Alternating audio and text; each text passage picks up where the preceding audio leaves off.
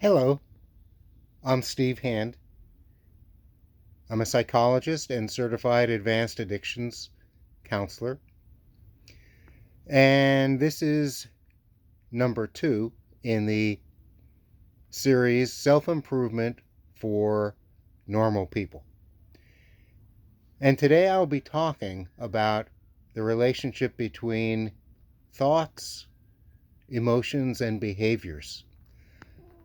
I'm going to start with the basics because it makes sense to begin talking about basic skills in management as applied to different situations. We're going to start at the beginning.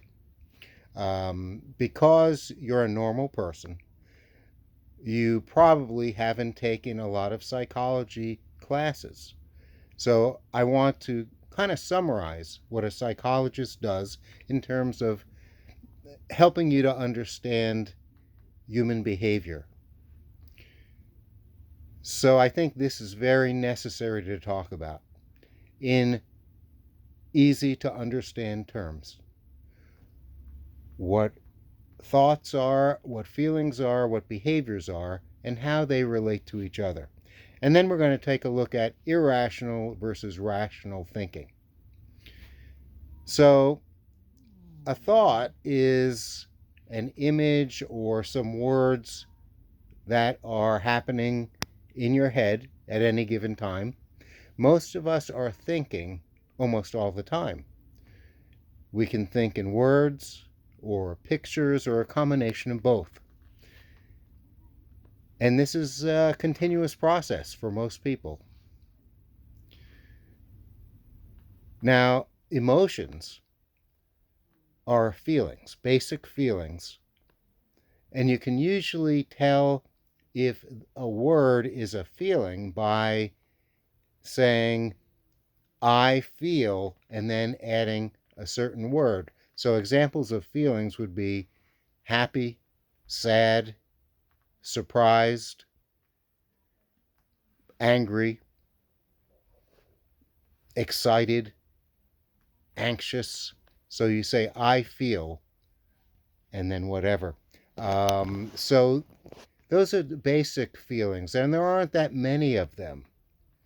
There aren't that many. I mean, you can have maybe you can list 10 or 20, but after a while, you're just running into words that mean the same thing. We have maybe researchers have come down with about 9 or 10 different universal emotions, and that's about it. So it's not that complicated. A feeling is your basic sense of emotion that you might feel at any given time, and these can change often. Okay. Behaviors are actions that you take, things you do, and we're pretty much acting or behaving constantly. So we're thinking, we're feeling, and we're acting pretty much constantly. And these three things affect each other pretty much constantly.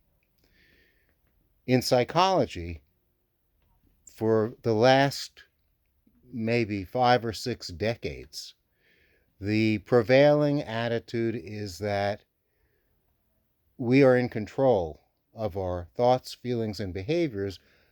And most important among determining our feelings and our behavior is our thinking. So, cognitive psychologists mostly concentrate on our thinking.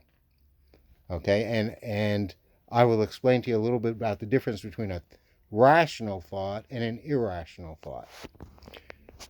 A rational thought is a thought that helps you feel better and function better.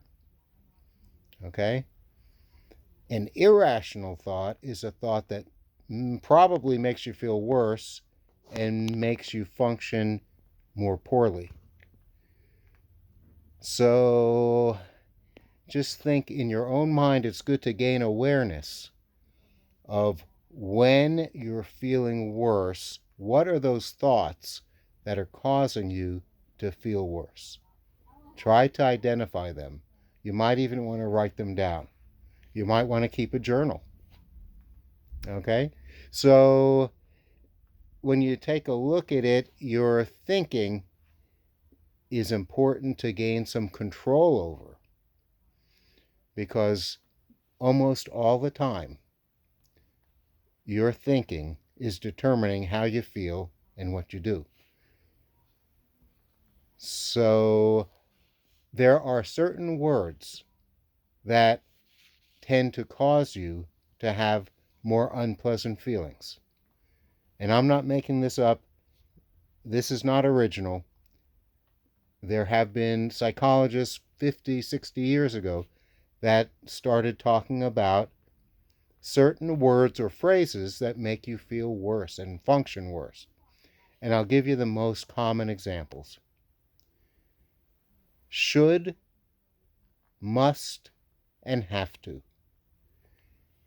These tend to make a person feel pressured, stressed, angry, unhappy, anxious. For example, if I said to myself, I have to get an A on this test, it's going to make me feel anxious. If I said, you have to get an A on that test, it's going to make the other person, it may tend to make them feel anxious, I would think. And you can even say things like, they should be a certain way, or they shouldn't be doing that. Well, it makes you feel angry then. So you want to avoid should, must, and have to, and try to be aware of yourself saying these words to yourself or to other people, and also listen to other people as they speak.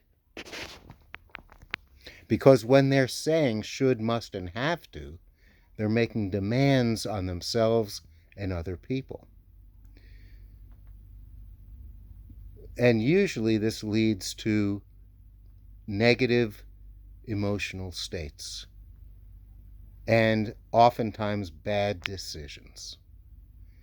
And in future episodes, I will be talking about examples of poor decision making based on very strong negative emotions, which were based on irrational thinking.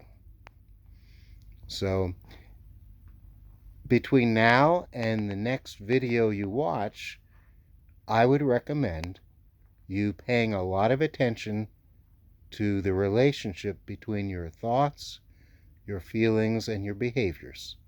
And you might even want to start a little journal to do that.